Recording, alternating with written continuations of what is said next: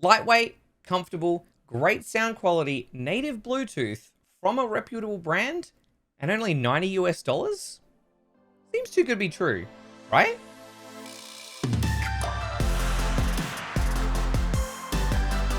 Welcome to Techtacula, where only the most spectacular reviews and tutorials are found. Been a little bit since the last video. As you can see, did some upgrades to the setup.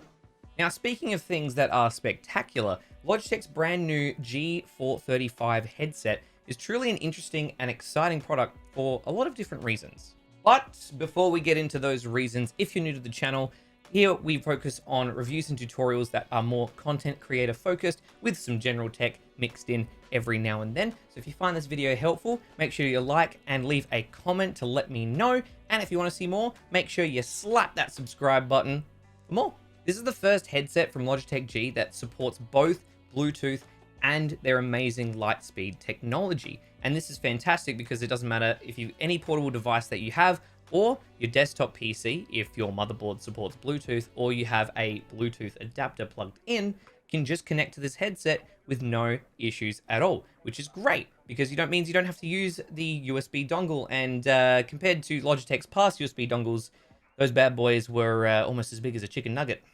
Before we get into the unboxing and specs, I just want to preface that Logitech ANZ did send me this headset in return for a video review, but no money exchanged hands and all views are my own. In the box is purely the headset, the dongle, which is surprisingly small, and the USB A to C cable. Dongle compatibility is for Windows, Mac, PS4, and PS5. Sorry, Xbox users.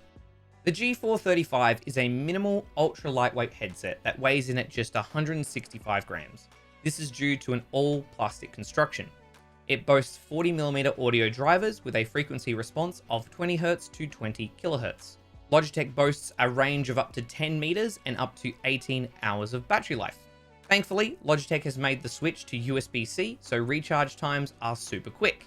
As this headset is a part of Logitech's color range, it comes in off-white and lilac, blue and raspberry, and the one that I opted for, the black and neon yellow.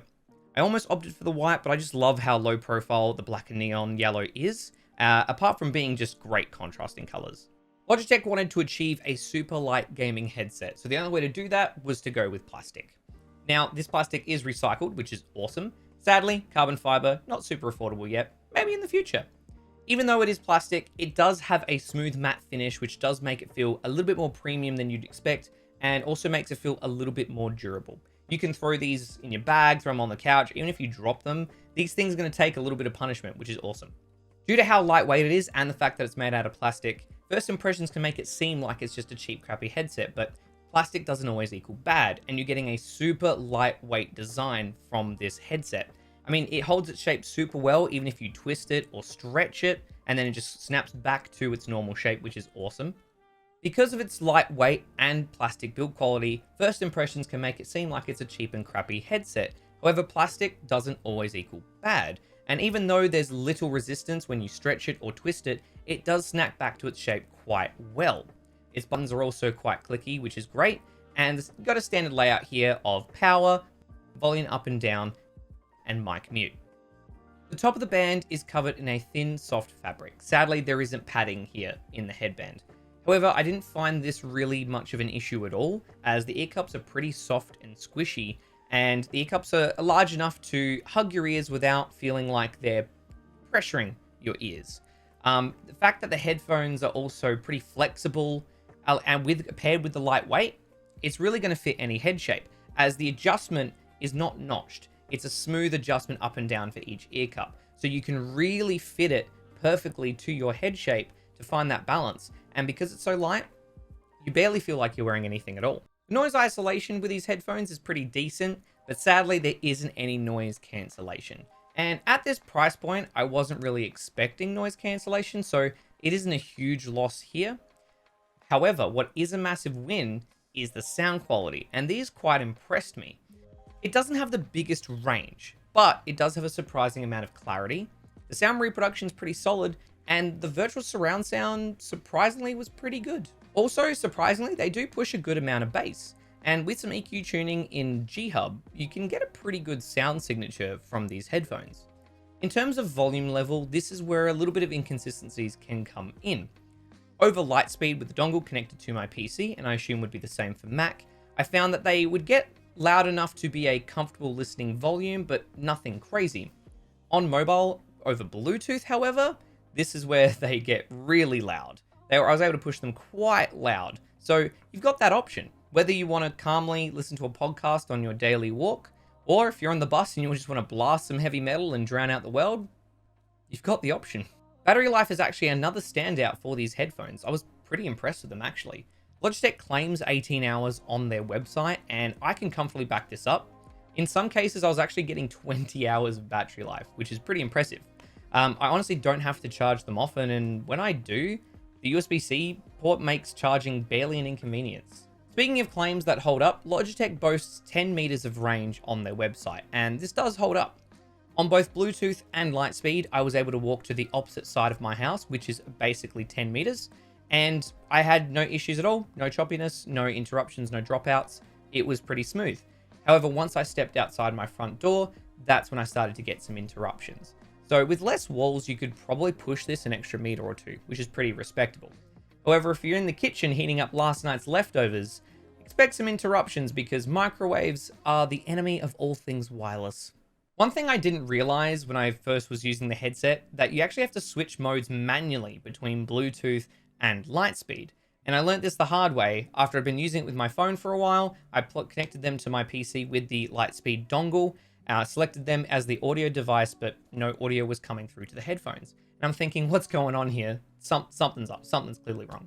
Looked into it a little bit more, and then I realized that you actually have to manually switch the modes. And this can be done by holding the mic mute button for 5 seconds, and then a little LED light will shine depending on what mode you switch to. Dark blue for Bluetooth, and then light blue for Lightspeed. Now, it does have an audio cue when you're switching. However, it's the same audio cue for both modes. And these audio cues are where my biggest gripes with the headset come in. The only audio cues present here are for powering on and off, switching modes, and low battery. The on-off audio cue is fine. There's 2 different ones depending on when you're powering on or powering off. However, switching modes and low battery are really quiet. Especially the low battery audio cue is practically non-existent with how quiet it actually is.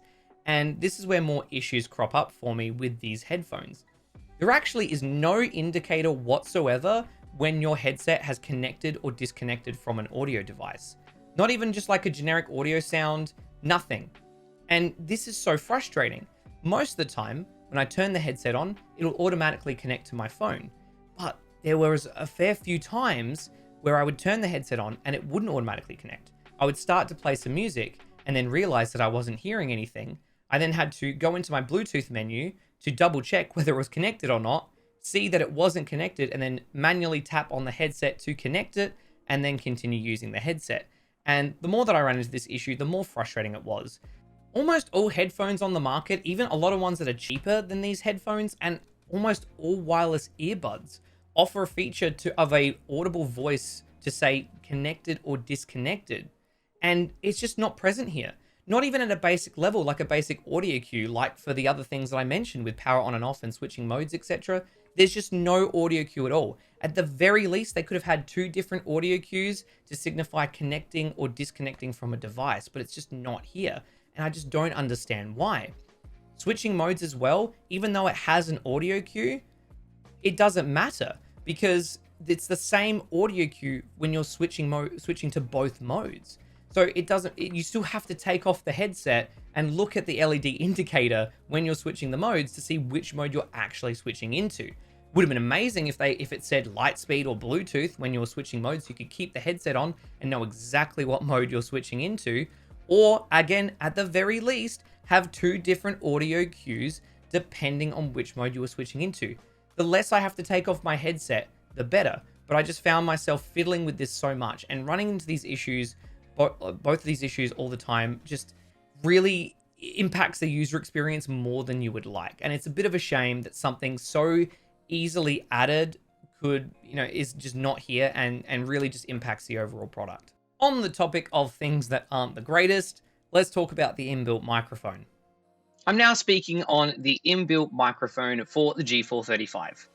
I wanted to give you guys a raw recording from the microphone so that you could make your own judgment on the quality and if it would be suitable for your use cases that you plan to use it for. I'm not putting any post-processing on the microphone. It is being recorded directly into OBS. The only filter I've applied is a noise suppression just to cut out some background noise, but it is not affecting the quality in any way. Quality is not the greatest coming from this microphone, but it's definitely not the worst that I've heard either. I wasn't expecting the greatest microphone, especially given the price range as well, but I think a better if they were able to squeeze a better quality microphone in here, just a little bit better, I think it would have been really awesome, but this is what we're dealing with right now, and it's not the worst. I feel like I'm coming through pretty clearly. The microphone is only going to be adequate, honestly, for phone calls, Discord calls, and other communication apps. This mic isn't designed for more than that, just so you can be heard clearly and understood. Yes, it loses out to other gaming headphones that have a dedicated boom arm mic, which aren't the greatest to begin with, but when you compare it to other consumer audio headphones in the same price range, they all include a tiny pinhole microphone in one of the ear cups, whereas the G435 managed to fit in a bigger microphone capsule, and that helps them get slightly ahead compared to the rest. Which leads me to my final thoughts about these headphones. What you're getting here is a 2-in-1. You're getting the connectivity and convenience of lifestyle headphones, while also getting the comfort and sound quality of gaming headphones. You can leave in the morning listening to your favorite tunes on the bus heading to school or work, and once you get home, you can easily switch modes and start gaming. Even though I had some major gripes with the audio indicators, they don't overshadow the product completely, and it's still a pretty good quality product. And at 80 to 90 US dollars, you're getting a really good deal here. For Aussies like myself, at 199 AUD is the MSRP, and that's a fair price given that we pay about 30 to 50% more on electronics because of importation costs.